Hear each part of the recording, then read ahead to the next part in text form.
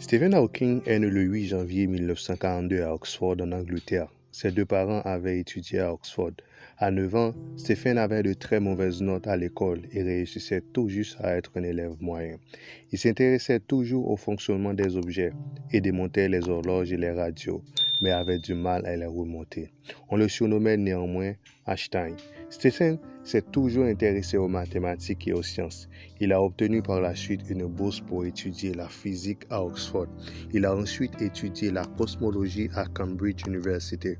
À 21 ans, Stephen a commencé à trébucher, à faire tomber des objets et à parler de manière confuse.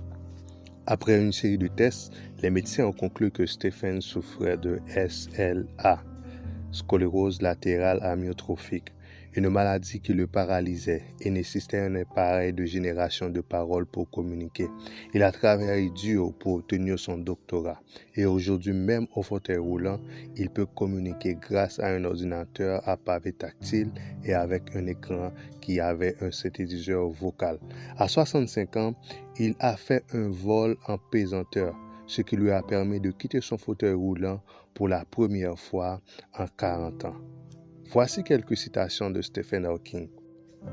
Voici donc une citation célèbre de Stephen Hawking concernant les personnes handicapées. C'est une perte de temps de se mettre en colère à cause de son handicap. Il faut continuer à vivre et j'en suis plutôt bien sorti. On n'aura pas le temps à vous consacrer si vous êtes toujours en colère et si vous continuez à vous plaindre. Voici donc les œuvres célèbres de Stephen Hawking.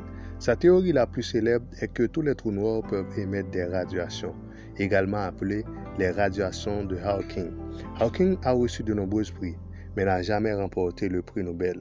Il a reçu la médaille présidentielle américaine de la liberté en 2009. Stephen a toujours aimé écrire. Son best-seller, Une brève histoire du temps. Dans ce livre, il a rendu des termes comme le Big Bang et les trous noirs faciles à comprendre. Parmi les autres ouvrages célèbres de Stephen Hawking, on peut citer Une brève histoire du temps, Sur les épaules des géants de l'univers, et on peut en passer. Hawking a également coécrit de nombreux livres pour les enfants avec sa fille Lucy, notamment La chasse au trésor cosmique de George et George et le Big Bang. Le QI de Stephen Hawking est estimé à plus de 160. Stephen Hawking est bel et bien vivant aujourd'hui et il est le directeur du Centre de recherche cosmologique théorique de l'Université de Cambridge. Il est un conférencier et un auteur de renom. Il a également donné plusieurs conférences scientifiques en plus de ses livres. Grâce à l'égaliseur, il est capable de prononcer seulement 15 lettres par minute. Depuis 2009, il est complètement paralysé, mais il reste encore aujourd'hui une légende